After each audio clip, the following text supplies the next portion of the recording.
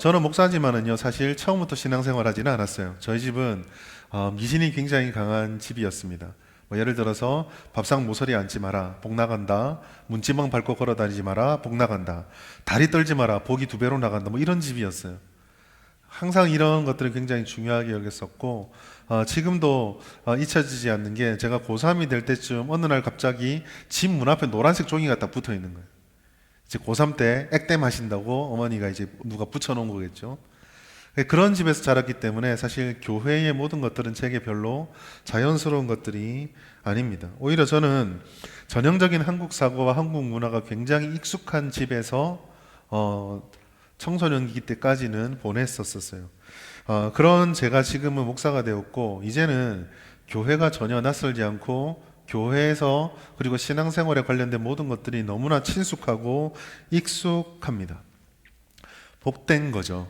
그런데 이제 오랫동안 이렇게 신앙생활에 익숙해지다 보니 이제는 제가 예수를 믿지 않고 살았던 해보다 믿고 살았던 해가 압도적으로 많아졌거든요. 한 2배 정도 이제 많아진 세월이 됐습니다. 그렇게 돌아보고 나니까 이 익숙하게 되었다라는 것에 대해서 요즘은 참 많이 다시 생각하게 됩니다. 익숙함. 근데 과연 신앙이 익숙해지는 게 좋은 걸까요? 뭐 쓸데없는 문제의식인지 모르겠는데 우리가 이렇게 생각해 보면 좋을 것 같아요. 우리는 하나님이 무한하시다, 그러니까 어마엄청나게 크시다라고 생각을 해요. 반면에 우리는 유한한 존재입니다. 즉 우리는 작아요. 작은 우리가 우리로서는 감당할 수 없는 크신 하나님을 믿는다고 말하는데, 그 하나님이 과연 익숙해질까요? 어거스틴이나 칼빈 같은 유명한 역사의 신학자들이 그래서 즐겨 썼던 말이 있어요. 제가 인용을 했는데, 유한은 무한을 이길 수 없다. 피니팀 에트 노나 카팍스 인피니티라고 하는 라틴어가 돼 있는 저게 있는데요. 한마디로 말하면은요, 피니툼이라는 것은요, 유한하다라는 뜻입니다. 그리고 인피니티는 무한하다라는 뜻이에요. 카팍스는 능력이라는 뜻이거든요. 그리고 논이라는 것은 not입니다. 그러니까 유한한 존재는 무한한 것을 담을 능력이 없다. 이게 이제 우리의 존재를 설명해주는 굉장히 유명한 구절입니다. 이게 신학을 할 때, 신앙생활을 할 때, 사역을 할 때, 다른 이들을 대할 때, 우리의 인생을 이해할 때, 그 많은 종교개혁자들과 많은 신앙의 선배들이 항상 가지고 있었던 겸손한 태도였어요. 그렇다면 우리가 다 담을 수 없는 하나님을 믿는다라고 말하는데 이게 익숙해진다? 문제가 있겠죠.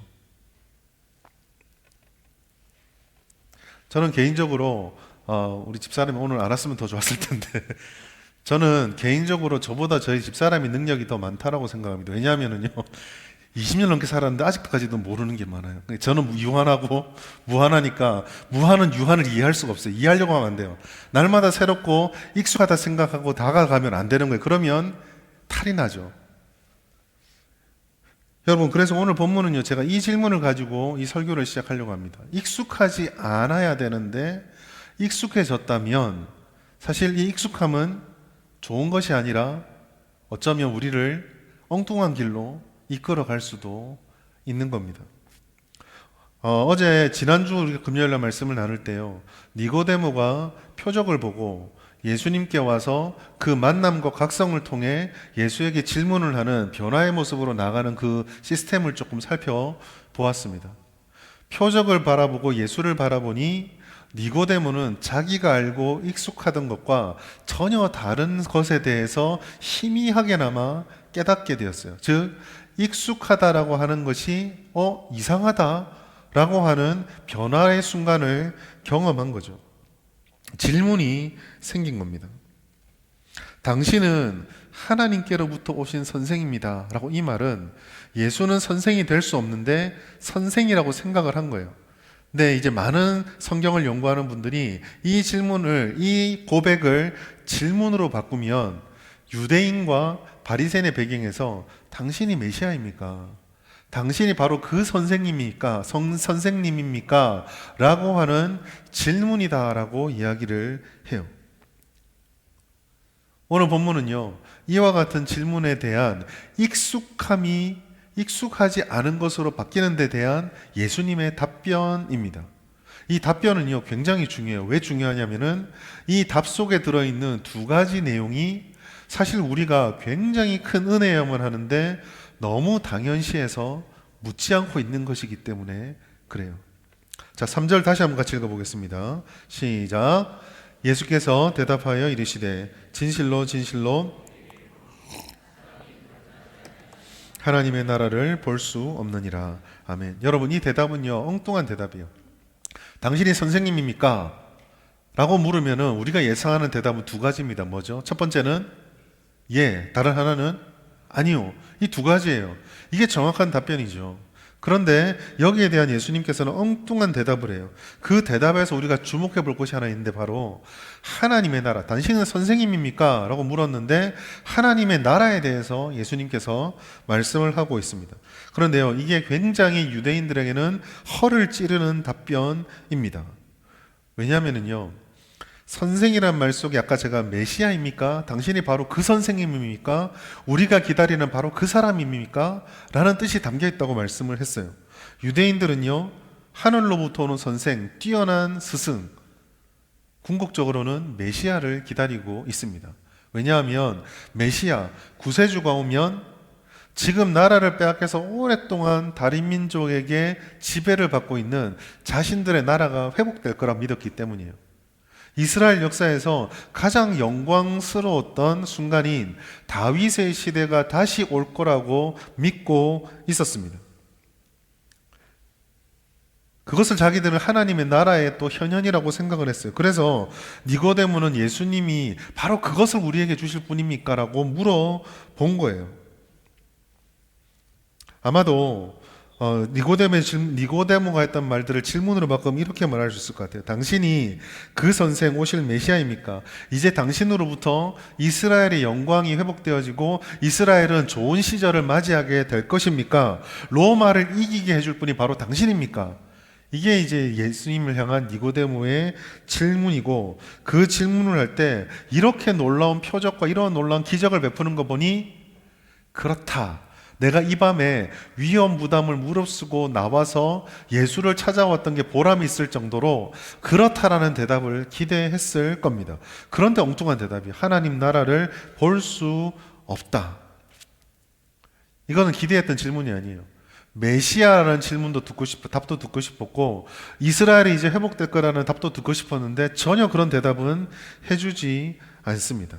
그런데 여러분, 이 간단한 질문이지만, 이 간단한 답변이지만, 이 답변 속에서 신앙이 무엇일까를 진지하게 생각해 볼 만한 것들이 생겨나게 돼요. 니고데모의 질문은요, 현실에 굉장히 초점이 맞추어져 있습니다. 우리는 독립될 것인가? 우리는 해방될 것인가? 우리는 권세를 회복할 것인가? 우리는 좋은 대학에 갈 것인가? 우리는 좋은 직장에 가게 될 것인가? 우리는 예수 믿지 않은 사람보다 예수를 믿으니까 조금 더 나은 삶을 살 수 있을 것인가? 이와 같은 현실의 것들에 초점이 맞추어져 있어요. 그런데 하나님의 나라는요, 그 문법이 세상과 맞지 않습니다. 결국 신앙이란 것을 생각할 때 먼저 한 가지 주의를 주는 것은요, 이 신앙을 가진다라는 게 이 땅에서 번성하고 성공하고 영광을 얻는 열쇠나 비법이 아니다라는 것, 그게 본질이 아니다라는 것을 우리에게 말씀해 주고 있어요. 다른 이들보다 경쟁을 해서 더 많이, 더 높이, 더 우위에 서는 것이 신앙의 핵심이 아니라는 것입니다. 여러분, 성공하고 싶고 영광스럽고 싶고 다른 이들보다 경쟁해서 우위에 서고 싶으면요, 우리가 할 수 있는 것은 한 가지입니다. 뭘까요? 열심히 살면 돼요. 남들보다 전화기 1시간 덜 하고, 남들보다 책 1시간 더 읽고, 남들보다 한 걸음 더 자기를 개발하고 열심히 살면은 가능성이 높아지는 겁니다. 신앙은 거기에 있지 않아요. 신앙은 하나님의 나라, 즉 하나님의 문법에, 하나님의 질서에 연관되어져 있습니다.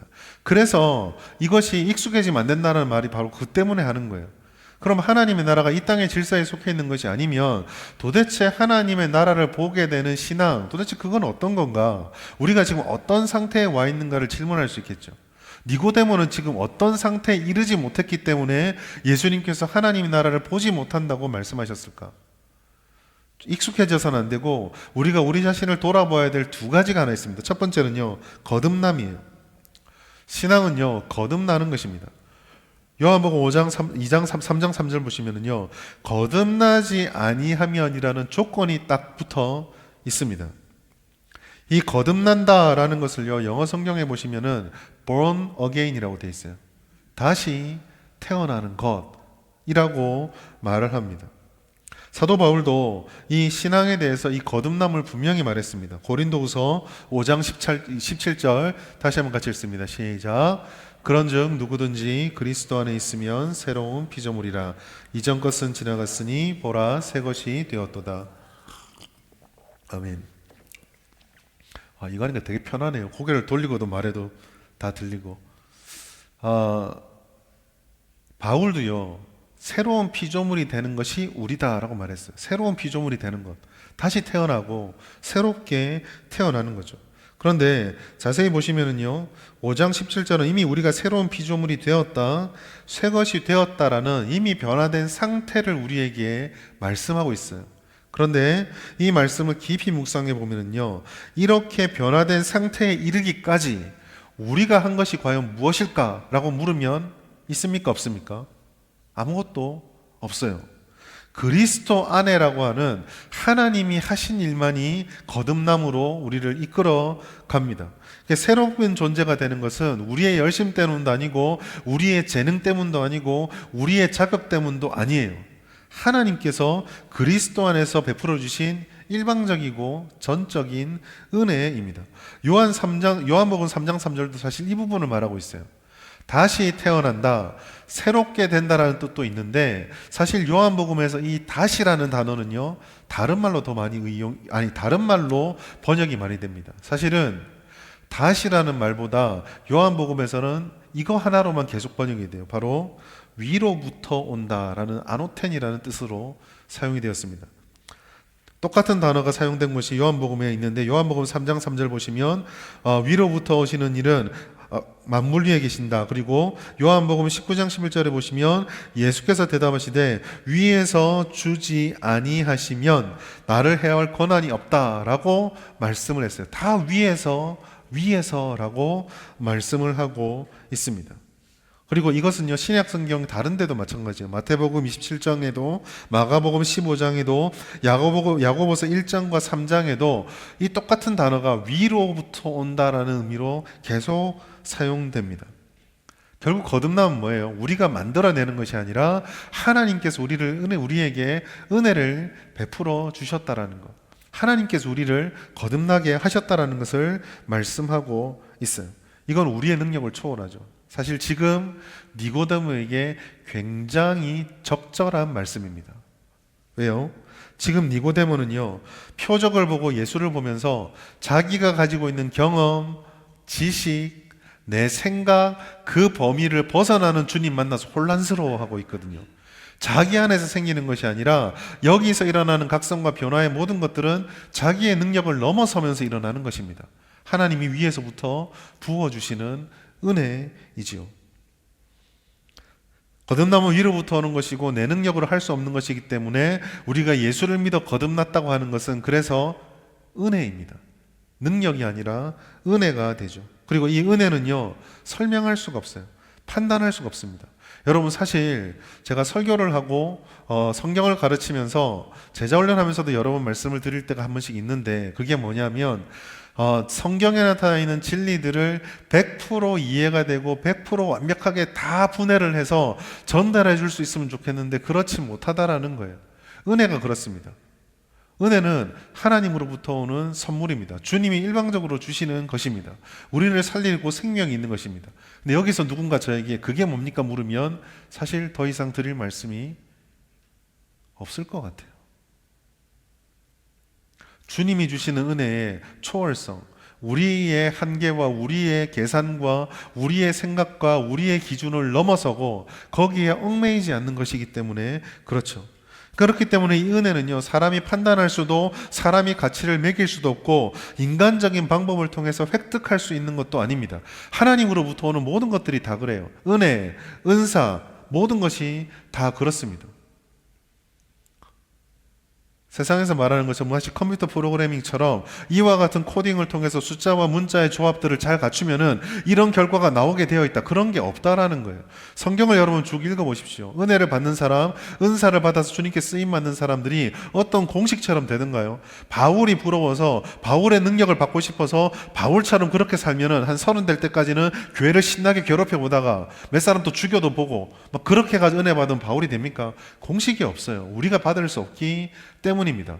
바울을 바울되게 하시는 것은 하나님의 능력이고 하나님의 뜻이며, 다른 이들을 베드로를 베드로처럼 쓰시는 것도 하나님의 뜻과 능력인 거예요. 은혜는 우리의 상상과 우리의 한계와 우리의 기대와 우리의 법칙을 초월해서 다가옵니다.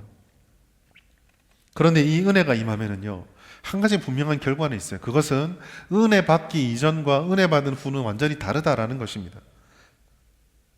은혜를 받으면 이전의 상태를 벗어나요. 이전의 것에서부터 다른 것으로 들어가게 됩니다. 다른 피조물, 구원의 은혜를 받으면 이전 것은 지나가고 새로운 피조물이 되고, 은혜를 받게 되면 그 이전의 고민이, 그 이전의 장애물들이 발판으로 변하는 발판으로 변하는 경험을 하게 돼요. 은혜를 받으면 더 이상 뚫리지 않을 것만 같은 이 장벽이 나를 가로막는 것이 아니라 나를 성장시킬 수 있는 변화의 발판이 되어지는 겁니다. 그래서 이 문법을 다 벗어나고 우리의 생각의 길들을 벗어나기 때문에 본질상 새로운 존재가 되는 것. 구원이 그렇고 그 구원받은 이에 살아가는 우리의 삶이 본질적으로 새로운 삶을 살게 된다라고 말씀하는 거죠. 성도는 바로 그런 존재들이에요. 우리는 위로부터 은혜를 받은 자들입니다.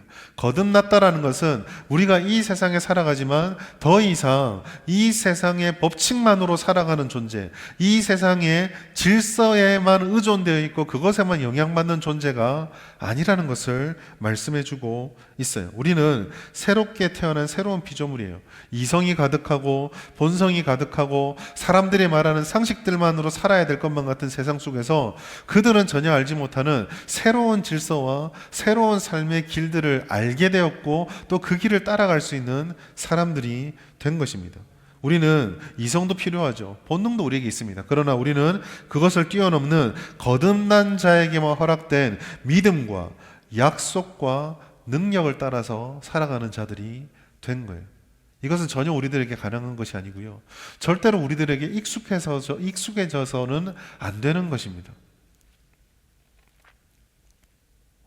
혹시 우리는 여기에 너무 익숙해져 있지 않습니까? 여러분, 익숙해져 있다는 말은 다른 말로 표현해 보면은요, 그것이 더 이상 내 가슴을 뛰게 만들지 않고 더 이상 그것에 대해서 소중하게 여기지 않고, 또 다른 말로 조금 더 부정적으로 표현하자면 더 이상 그것에 기대하는 것이 없다라는 거예요. 너무 익숙하니까요. 특별한 경우를 제외하고는 3끼 밥을 먹는 게 당연한 사람들에게 점심 먹으면서 저녁이 두근거려지는 사람들은 별로 없죠. 두근거리면 저처럼 돼요. 대부분은 두근거리지 않습니다. 그냥 계속 당연스럽게 먹는 거니까. 익숙하면요, 기대감이 없어요. 익숙하면은 두근거리지 않습니다. 익숙하면요, 꿈꾸지 않아요. 익숙하면은요, 거기에 갈급함을 느끼지가 않습니다. 여러분, 거듭남의 은혜에 갈급함이 있으십니까? 내가 거듭난 은혜를 받았다는 것에 두근거림이 있으십니까? 내가 그 거듭났기 때문에 새로운 피조물이 되었기 때문에 세상 문법과 다르게 살아가는 내 삶의 오늘이, 내일이, 모레가 기대가 되십니까? 하나님이 이 모든 상황들을 함께 해주시면서 어떻게 역사하실지에 대한 기대가 있으십니까? 여러분 지금 익숙해져 있으십니까? 아니면 날마다 새로우십니까? 하나님께서는 이 거듭나지 아니한 자, 이 익숙함을 온전히 누리지 못하는 자, 이 은혜를 누리지 못하는 자가 하나님의 나라를 보지 못한다고 해요. 여기서 이제 두 번째로 우리가 익숙해지지 말아야 될 것, 우리가 갈망해야 될 것이 무엇인지를 발견하게 됩니다. 바로 하나님의 나라를 보는 신앙이에요. 니고데모의 질문, 당신이 메시아입니까? 다른 말로 표현하자면 이제 이스라엘 나라는 회복될 것입니까? 라는 질문에 예수님께서는 하나님의 나라를 보지 못한다라는 답을 하셨어요. 근데 여러분, 유대인들, 특별히 니고데모에게 이 말은요, 우리가 생각하는 것보다 훨씬 더 큰 충격입니다. 왜 그럴까요? 왜냐하면요, 유대인들은요, 자기는 하나님의 나라를 당연하게 생각하고 있었거든요. 하나님의 나라에 못 들어간다, 하나님의 나라를 보지 못한다, 하나님 나라와 상관없다, 이 말들은요, 유대인들의 사전에는 없는 말이에요. 그냥 나는 유대인이기 때문에 당연히 하나님의 나라의 백성으로 살다가 이제 나의 삶이 끝날 때는 바리새인들은, 사두개인들은 현실밖에 없기 때문에 그냥 내세를 보지 않지만, 바리새인들은 자연스럽게 하나님의 백성으로 살다가 하나님 나라는 내게 되는 거, 이게 유대인들의 일반적인 사고방식입니다. 하나님의 나라를 보지 못하는 사람들은 딱 한 부류예요. 이방인들. 그런데 예수께서 뭐라고 말씀합니까? 너는 그렇게 생각하는데 네가 하나님의 나라를 볼 거라는 그 기대는 절대로 당연한 게 아니야 라는 것입니다. 여러분, 이걸 역으로 뒤집으면요, 우리가 하나님의 나라를 알고 기대하고 예배와 말씀을 통해서 거기에 대한 말씀을 듣고 소망하게 된다는 것은요, 엄청난 은혜입니다. 하나님의 나라를 본다는 게 무슨 뜻일까요? 눈 감으면은 천국이 막 눈앞에 두둥실 떠다녀서 너무 세상이 보기 싫어 힘들다가 눈만 감으면 소망이 다시 생기고 그 힘으로 다시 이 땅을 살아가는 이런 걸까요? 사실 여러분, 우리는 하나님의 나라를요, 물리적으로는 보지 못합니다. 하나님의 나라는 아직 완성되지 않았습니다. 오해하지 마십시오. 하나님의 나라가 지금 우리 올 때를 기다리면서 마치 아파트 분양을 짓듯이 일단 분양 받아놓고 그거 가지고 열심히 짓고 있는, 그게 아니에요. 하나님의 나라는요, 존재는 이미 완성되어 있죠. 하나님이 이미 거하시는 나라가 있습니다. 그런데요, 우리가 누리기에는 아직까지 거기에 도달하지 못했다는 의미에서 미완성이라는 거예요. 이 성도들의 삶을 이야기할 때 가장 중요한 개념 중에 하나가 이미와 아직입니다. 우리는 이미 구원을 받았으나 아직 구원의 최종 단계는 들어가지 못했습니다.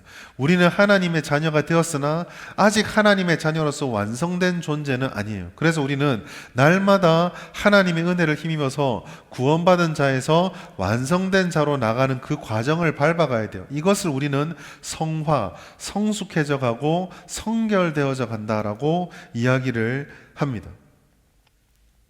여러분, 저는 이와 같은 우리의 상태들을 가장 잘 보여주고 이해할 수 있는 성경 구절이 히브리서 11장 1절이라고 생각해요. 히브리서 11장 1절 말씀 함께 보시겠습니다. 같이 읽습니다. 시작. 믿음은 바라는 것들의 실상이요. 저 말씀 보시면 되게 짧지만은요, 굉장히 좀 저는 난해했었어요. 그런데 잘 보시면은요, 바라는 것들과 보이지 않는 것들이 하나로 이어져 있고요, 실상과 증거가 이어져 있어요. 여러분 보십시오. 바라는 것들과 보이지 않는 것들은 지금 이루어진 겁니까? 아직 이루어지지 않은 겁니까? 아직이죠. 그런데 실상과 증거는 뭡니까? 실체가 있고 증거는 손에 잡히는 것, 이미 된 것입니다. 믿음은 무엇입니까? 바로 이 사이를 버텨내고 이거를 내 것으로 붙잡고 살아가는 모든 것들이 믿음인 거예요. 결국 우리가 믿음 안에서 살아간다는 것, 현실을 살아간다는 것, 이처럼 아직 이루어지지 않는 것들을 주님이 이루어 주신다는 것을 확신하면서 그것이 지금 우리의 삶에서 이루어져 가고 있다는 실상과 증거로 받아들이고 살아가는 것, 그게 믿음인 겁니다. 하나님의 나라를 본다는 진정한 의미가 바로 여기에 있어요. 즉 현실에 있습니다. 무슨 말입니까? 하나님의 나라는 이미 완성되어져 있고 우리는 그곳으로 가고 있습니다.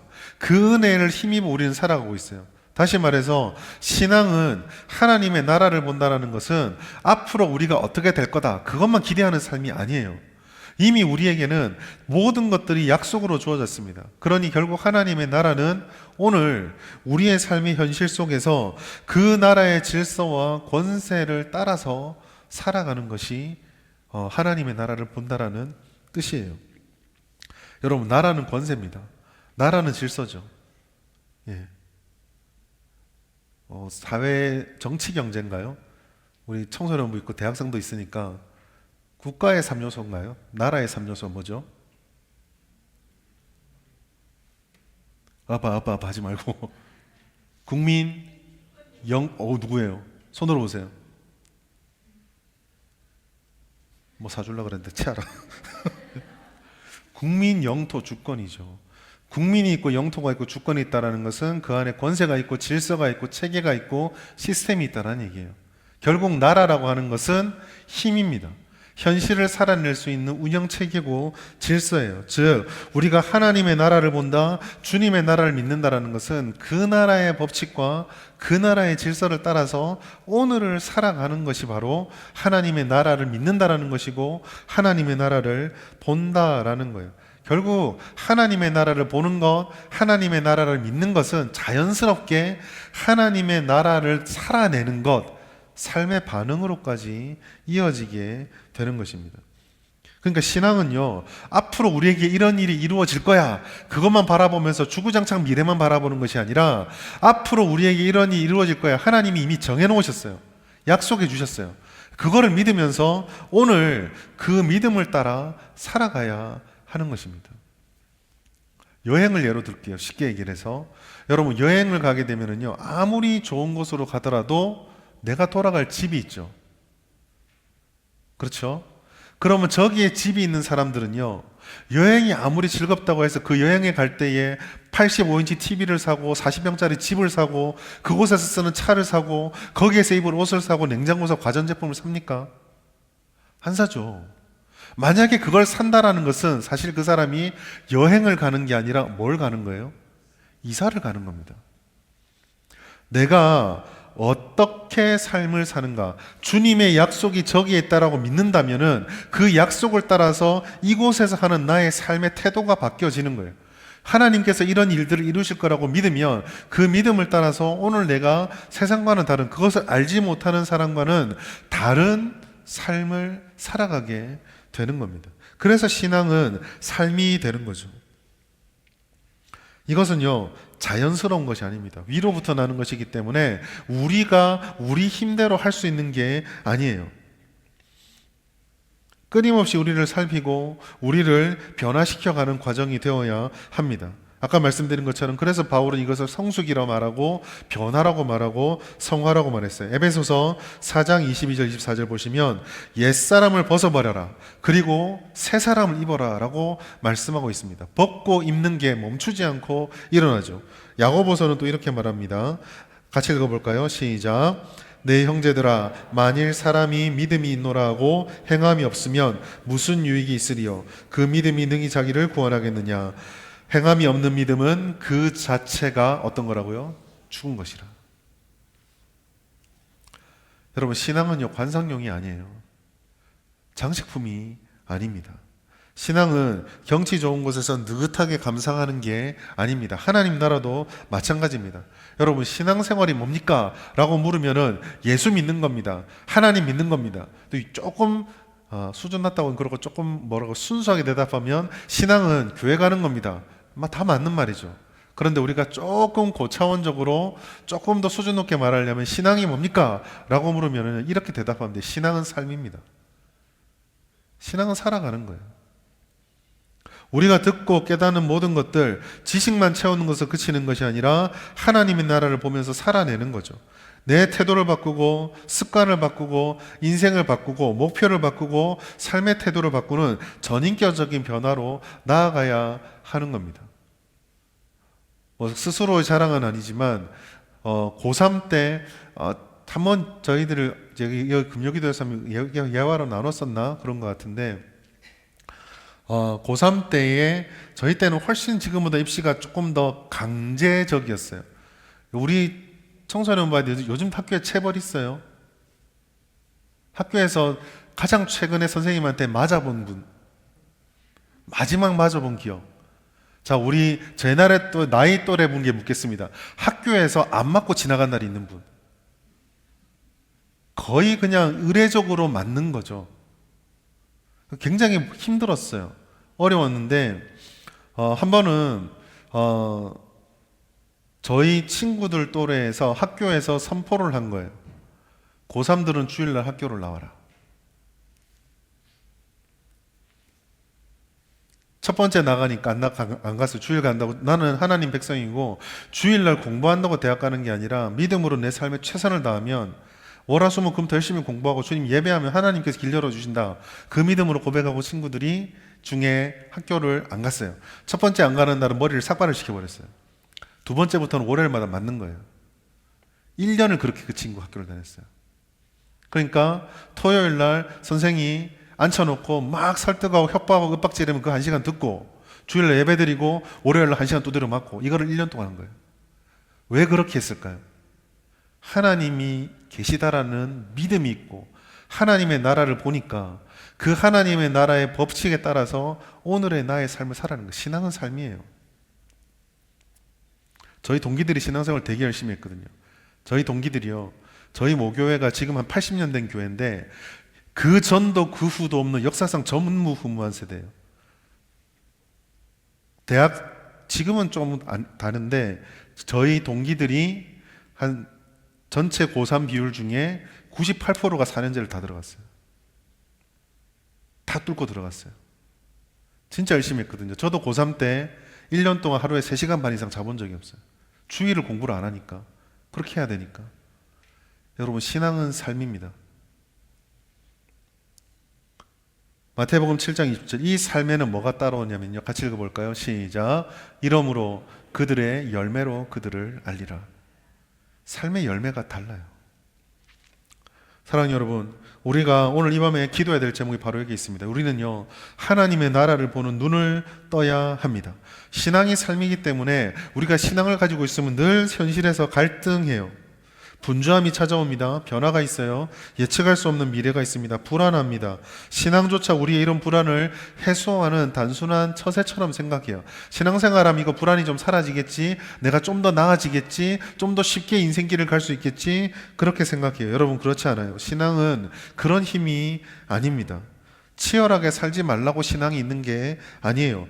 불안과 혹시나 또 다른 말로 그러면 불안과 염려의 신앙은 아무 효과가 없냐? 그것도 아닙니다. 중요한 것은요, 우리가 높은 곳에 있든 낮은 곳에 있든 격렬한 삶을 살든 잠깐의 평화를 누리든 어디에 있든지 우리가 누구를 보고 무엇을 보냐라는 거예요. 아무리 모든 것이 다 갖춰져 있어도 우리에게 거듭남의 감격이 사라지고 하나님의 나라를 보는 눈이 감겨져 있으면요, 그 편안함들은 절대로 좋은 것이 아닙니다. 개구리 끓여보면 알잖아요. 개구리를 찬물에서 서서히 끓이면요 따뜻하고 좋거든요. 개구리는 변온동물이잖아요. 그런데 그 따뜻함에 취해 있으면 곧 어떻게 됩니까? 죽어요.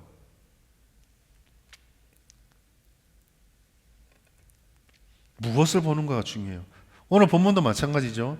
똑같은 표적을 보았어요. 사람들을 먹이고 사람들을 치료하고 그 당시에 종교 지도자들은 전혀 하지 못했던 일을 하는 예수님을 보았습니다. 그런데 똑같은 걸 보고 어떤 무리들은 주구장창 예수님한테 빵 줘요, 떡 줘요, 물 줘요, 치료해 줘요. 그것만 보고 쫓아다닌 거예요. 그런데 니고데모는 밤에 당신이 누구예요 도대체? 다른 질문을 던지면서 주님께 나왔습니다. 달랐어요. 완전히 깨닫지 못했죠. 니고데모가 뭐 대단한 영성을 가진 것도 아닙니다. 끝까지 못 알아들어요. 오늘 우리가 다음 주의 말씀, 또 그 다음 주 말씀 보겠지만 예수님께서 그 모습이 너무 기특해서 하나님의 나라의 비밀을 좀 열어줍니다. 그런데 니고데모가 못 알아들어요. 예수님께서 한마디 하죠. 너는 유대인의 선생이 그것도 모르냐? 니고데모 이런 사람이에요. 탁월한 사람이 아니에요. 그런데도요, 이 작은 차이, 삶으로 조금씩 변화시켰던 그 변화가 니고데모의 인생을 바꾸어 놓습니다. 우리도 마찬가지죠. 여러분, 오늘 우리가 기도해야 될 것은요, 대단한 능력을 위해서 기도하는 게 아닙니다. 우리 청소년들, 우리 청년들, 이 자리에 있는 모든 하나님의 백성들, 엄청난 능력이 있어야 인생이 변화되는 게 아니에요. 우리에게 필요한 것은요, 작은 한 가지 결심이에요. 지금까지 기도하지 않던 사람들이 하루에 5분만 기도할 수 있는 그 0점 조정에 한번, 지금까지 예배를 드릴 때 늘 시간에 헐레벌떡 뛰어왔던 내가 한 3분 전에라도 도착해보자는 그 작은 결심 하나, 지금까지 성경이라고 펼쳐보지 않았는데 하루에 한 장도 난 무리다, 한 절이라도 읽겠다는 그 작은 걸음 하나, 밤에 찾아와서 아무것도 모르지만 당신 도대체 누굽니까? 라고 하는 그 질문할 수 있는 작은 변화 하나, 그 변화가 있을 때에 하나님께서 역사를 나타내시는 거예요.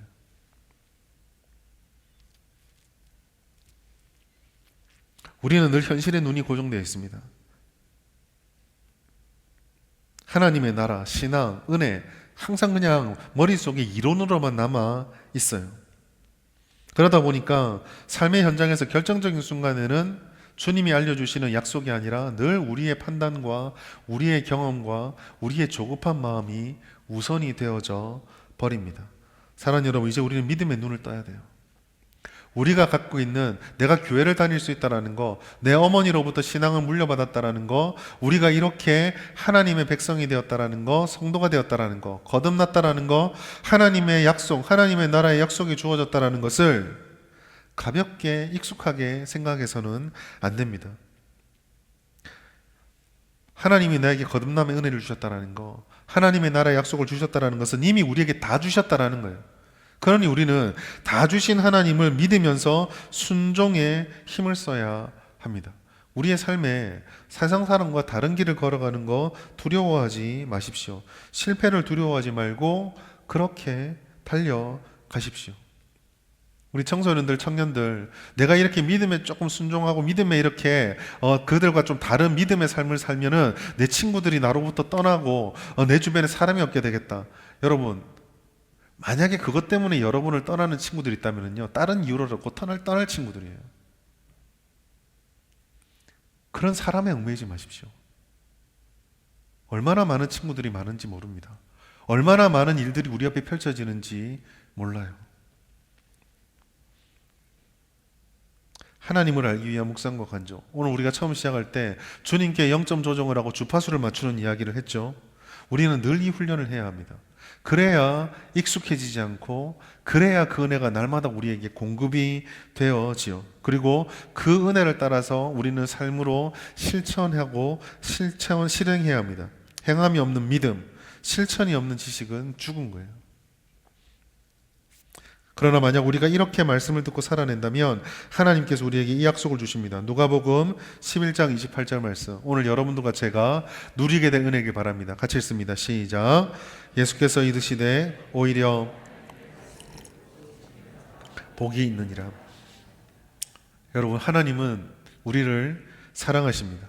그래서 위로부터 은혜를 베풀어 주시는 것을 주저하지 않으셨어요. 그 은혜로 우리를 살리신 하나님께서는 하나님의 나라를 우리에게 보여주시고 그 나라를 반드시 우리의 손에 쥐어 주실 겁니다. 주님의 약속이에요. 그리고 그렇기 때문에 그 약속을 이루기까지 우리와 늘 함께 하십니다. 그러니 우리가 그 은혜를 붙잡고 그 능력을 믿으면서 주님과 함께 걸어가면, 우리가 그 은혜로 날마다 뜨거워지고 날마다 새롭게 주님과 살아가면 우리는 진정한 복과 은혜를 누리며 폭풍우와 같은 인생 속에서 정확한 방향을 쫓아서 길을 잃어버리지 않고 걸어갈 수 있을 거예요. 사랑하는 여러분, 오늘 이 밤에 우리가 함께 기도합시다. 하나님께서 우리에게 주신 그 은혜의 길을 걸어갑시다. 하나님의 나라의 보는 눈을 뜨십시오. 예배가 희미해지고 말씀의 눈과 귀가 닫히지 않도록, 기도의 뜨거움과 간절함이 사라지지 않도록 하십시오. 하나님의 나라를 보는 눈이 감겨서는 안 됩니다. 거듭났다는 은혜가 익숙해져서는 안 돼요. 하나님의 나라를 보고 깨닫고 누릴 수 있는 예배, 말씀, 기도, 하나님과의 관계를 놓치지 마십시오. 우리가 그렇게 놓치지 않을 때 위로부터 오는 은혜를 확인하고 하나님의 나라를 다시 보며 그 능력을 따라서 살아갈 수 있게 될 것입니다. 오늘 그 은혜를 따라서 주님의 역사를 경험하시는 우리 모든 성도들, 또 우리 청소년부, 우리 청년들 다 되시기를 예수님의 이름으로 축복합니다.